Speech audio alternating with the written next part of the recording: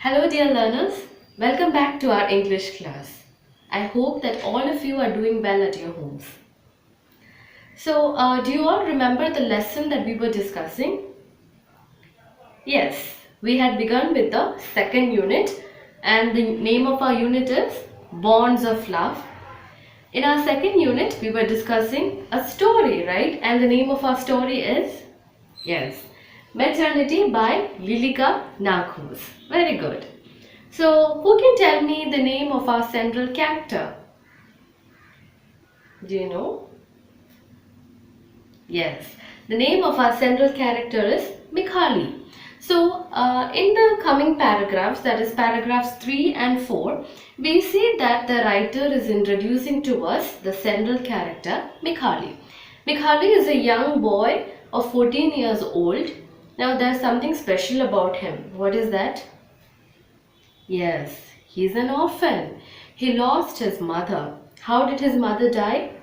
She died at childbirth. So Mikhali is all alone at the Armenian refugee camp and he has to take care of his younger brother because his mother has died at childbirth and there is nobody to help him. So, in that paragraph, Lilika Nakos is explaining about how much Mikhali is suffering because there is nobody to help him. He cannot find any job. He doesn't have any savings or earnings. He can't buy food. He can't find anybody to feed his infant brother also. So life has become a misery for Mikhali. Alright. So that was the summary of the paragraphs 3 and 4. I hope all of you remember that. Okay. So today in this class we will be discussing two literary devices. Do you know what are literary devices? Have you heard about them? Okay, I'll explain it to you. Literary devices are those usages that we use when we write a poem or a story or an essay or when we write literature. So when we write literature, we use certain devices which adds to the meaning of our writing. Okay, I will give you one example. For example, in poems, usually we see that there is a rhythm. How do you find the rhythm in the poems?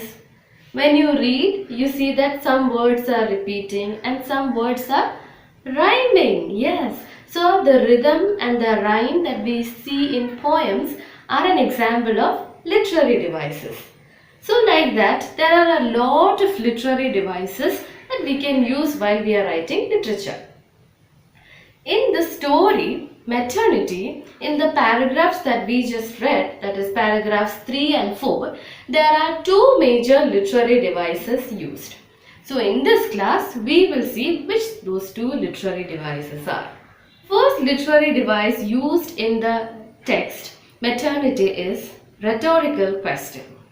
Have you heard about this before? Rhetorical questions?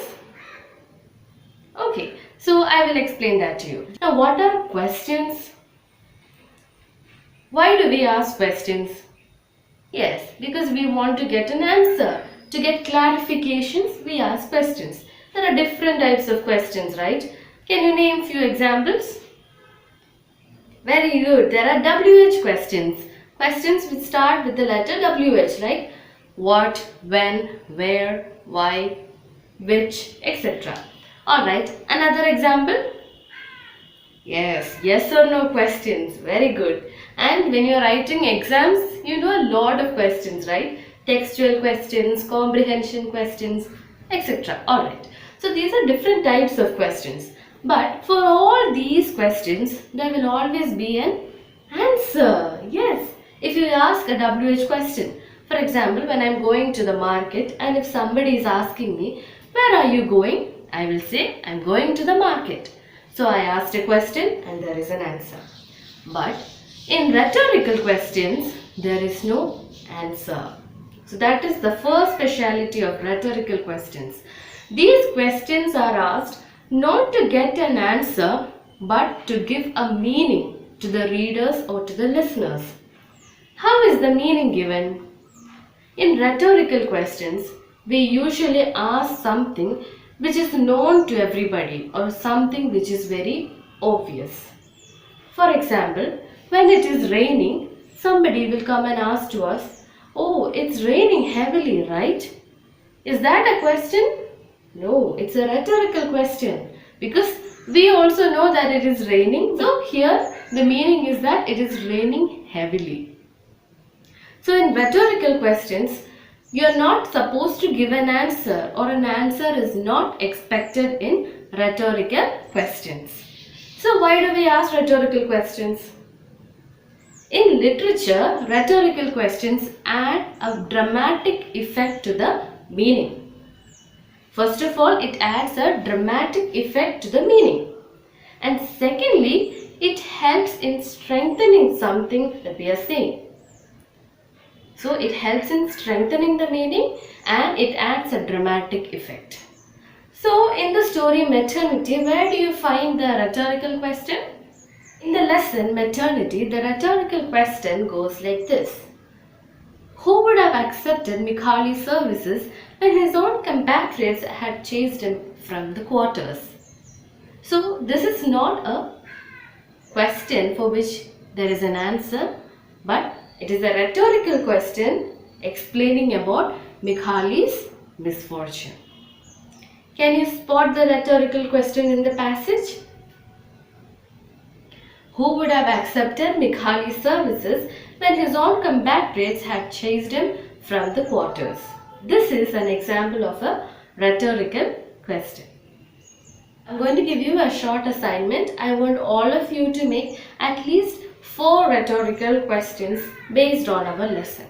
Can you do that? I will give you one more example. How could Mikhali go for any work when he has to take care of his baby? This is another example of rhetorical question.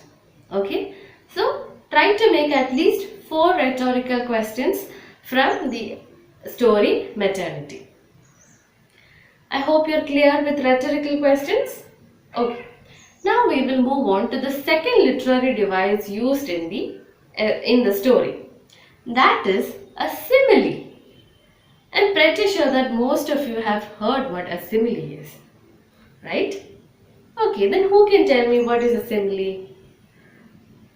Yes, you're comparing. And how do you know you're comparing? Yes, you will be using the words like or as. Very good. So, in a simile, you're making a comparison between 2 different things. Why do you make the comparison? You make the comparison so that the meaning is very clear to the readers. So, in order to understand which is a simile, you have to look out for 2 words. Which are those 2 words? Like and as. So, when 2 unfamiliar or 2 different things are compared using the words like and as, it is an example of a simile. Simile helps us to understand the content better. It helps in making the unfamiliar more familiar to the readers or listeners. So, in the story, which is the simile? From the paragraphs 3 and 4, can you spot the simile? Yes, very good. Mikhali wandered about like a lost soul.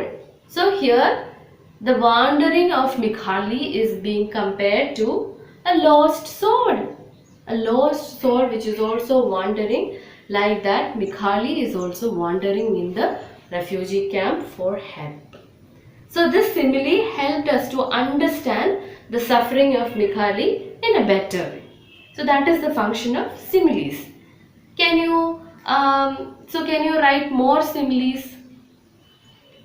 I will give you another simile. It is not based on this lesson. The animal looks like a pumpkin. The animal looks like a pumpkin. Here what are we comparing?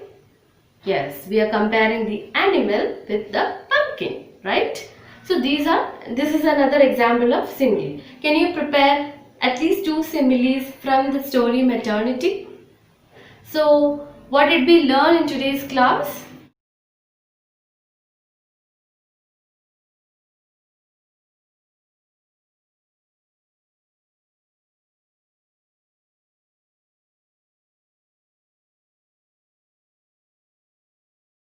And these two are examples of